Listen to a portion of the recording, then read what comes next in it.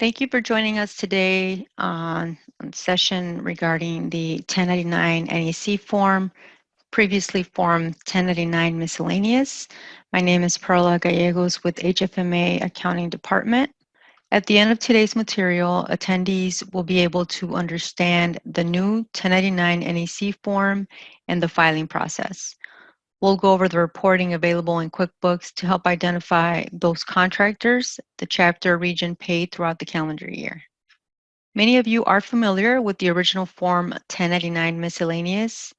Well, prior to 2020, if you were a freelancer or hired contracted work, you either issued or received a 1099 Miscellaneous. Businesses are no longer required to use this form to report non-employee compensation. Box 7 does no longer pertain to the reporting of this type of income. Based on an old form from 1980, the 1099 NEC is a form specifically for reporting non-employee compensation, currently defined as payments to individuals not on a payroll, but on a contract basis to complete a project or assignment. As you can see on the new form, businesses are now required to report non-employee compensation on Box 1 of Form 1099 NEC. Not very different from the old form. Most of the required fields are the same. You'll see information for the payer and the recipient. The payer information should list the name and original tax ID of the chapter region filing. The address should be that of HFMA. Due to the shift of officers and to avoid interruption of correspondence. We'll discuss how to obtain the recipient's information by obtaining a W-9 in just a couple minutes. There is box 4 to report federal income tax withheld, and I don't think we have assets in foreign countries, so the FATCA checkbox will almost always stay unchecked. If applicable, the state taxes withheld would be reported on Box 5 along with Box 6 and 7 to report earned income in the state.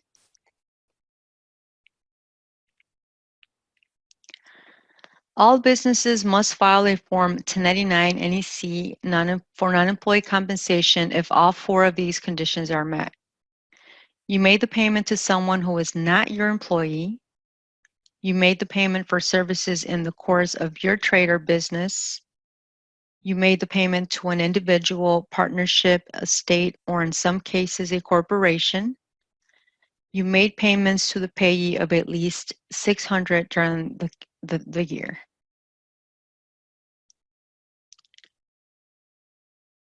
Some examples of payments you must report on Form 1099 NEC include professional service fees, such as fees to attorneys, mainly legal services, accountants, architects, contractors, engineers, etc. Fees paid by one professional to another, such as fee splitting or referral fees. Commissions paid to non-employee salespersons that are subject to repayment but not repaid during the calendar year.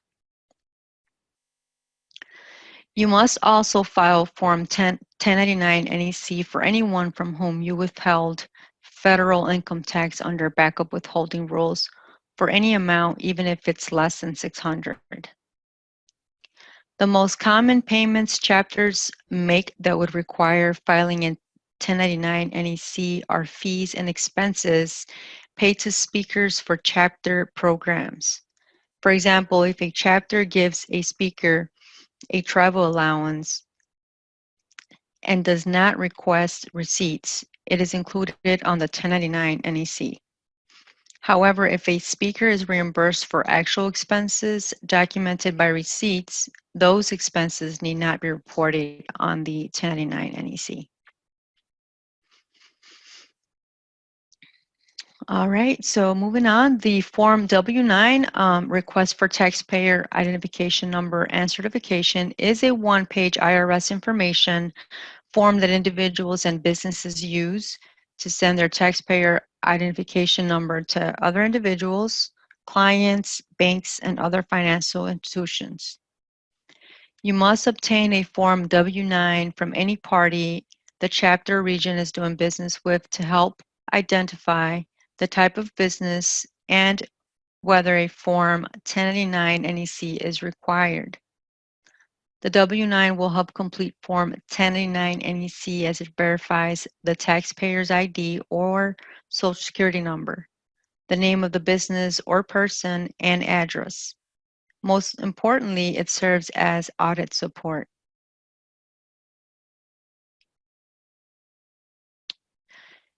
Any person or entity who files any of the forms shown in line 6, in this case Form 1099 NEC, must file Form 1096 to transmit to the IRS. It is a summary and transmittal form that should include basic company information like the name, address, contact information, employer identification number, and the total number of forms that are being submitted to the IRS. Remember that the information you're entering here applies to the chapter region, not the independent contractor you're submitting a 1099 NEC for. Again, we recommend the chapter region to provide HFMA's address to avoid interruption of correspondence. You can file Form 1099 NEC electronically, or you can mail it to the IRS. There are multiple copies of Form 1099 NEC you must distribute. Copy A and the Form 1096 go to the IRS. Copy 1 would go to the State Department, only if applicable. Copy B and Copy 2 are distributed to the independent contractor. And Copy C, the chapter region should maintain for their business records.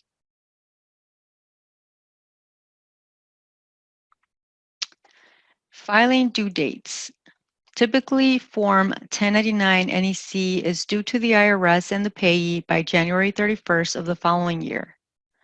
Regardless of how it is filed, for 2021, the due date is February 1st due to January 31st falling on a Sunday. Electronic filing is required for 100 forms or more. Chapters will not have this many forms to file, but just keep that in mind. There is no automatic 30-day extension to file unless the chapter region meets certain hardship conditions. And for that, I would recommend that you contact the accounting@hfma.org email address for more information on meeting the deadline if any issues are known. There are exceptions. Some payments do not have to be reported on Form 1099 NEC, although they may be taxable to the recipient. Just to mention a few exceptions that do not require these forms to be reported. Generally, payments to a corporation, including a limited liability company that is treated as a C or S corporation, payments for merchandise, telegrams, telephone, freight, storage, and similar items. Wages paid to employees should be reported on Form W-2. Business travel allowances paid to employees should also be reported on Form W-2. And for more information, I would recommend visiting the irs.gov on instructions for 1099 NEC. Missing the deadline is not the end of the world, but you will have to pay the following IRS penalties for each late 1099 form.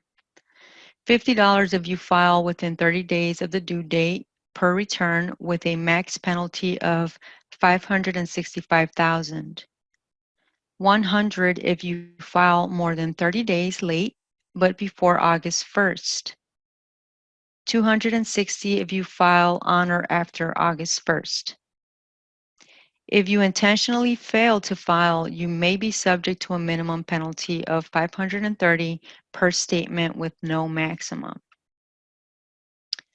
Again, to avoid further penalties, it is important to obtain a valid W-9 form from all parties the chapter region is in business with to make sure that when filing all information is correct. There have been not many cases in the past, but some where the region or the chapter has had to issue corrections.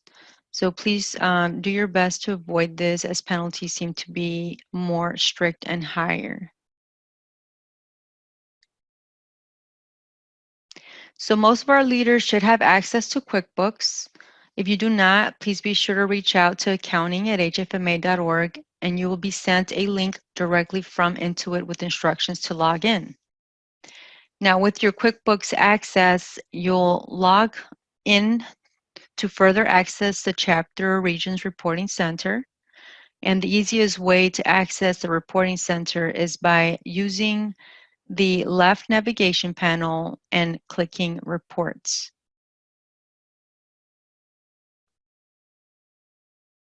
You'll be prompted to the reporting center where you'll be able to access a few options of reports under the expenses and vendors listing. If the chapter region used the option to track their 1099 contractors at the time of creating the vendor, the 1099 transaction detail report is the report you'd want to go with. If this option was not selected or tracked, the other reports listed can help identify which vendors fall under 1099 reporting.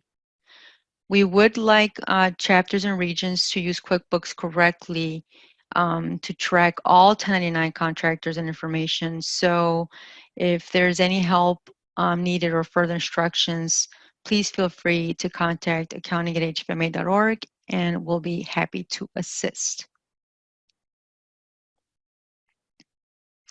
And this leads us to the end of today's discussion on the 1099 NEC form. Here are your available resources. We encourage our leaders to visit the Chapter Resource Center to access this presentation and other material available. If you do not have login information, please contact us at accounting@hfma.org and we'll properly connect you and get you access. Thank you again for attending today's presentation. Feel free to follow up with us if you have any questions or further inquiries. Thank you.